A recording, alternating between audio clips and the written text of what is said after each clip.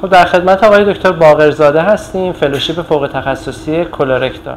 سوالی که از خدمت شما داشتم جناب دکتر اینه که رابطه مقعدی چه آسیب‌هایی ممکنه برای فرد ایجاد بکنه؟ با سلام خدمت شما و فالوورهای عزیزتون. در مورد این مشکل و یا این فعالیت، علاوه بر اینکه ممکنه باعث بیماری‌های عفونی ناحیه مقعد و ناحیه آنال بشه، علاوه بر اینکه باعث پخش شدن و این افزایش ریت زگیل‌های تناسلی بشه و بعد باعث بیماری‌هایی که در آینده ممکنه در اثر زگیل‌ها و عفونت‌های ناحیه مقعد ایجاد بشه، آسیب‌هایی هم در ناحیه اسفنکتر و عضلات ناحیه مقعد ممکنه ایجاد بشه، زخم‌هایی در ناحیه مقعد ممکنه ایجاد بشه که ممکنه افراد رو در آینده دچار مشکل بکنه و مشکلاتی رو از قبیل عفونت‌های ناحیه آنال، آبسه‌ها و فیستول‌های ناحیه آنال و همچنین ممکنه که آسیب‌های اسفنکتری باعث مشکلات بی اختیاری در آینده برای افراد ایجاد بکنه. قربان شما، متشکرم.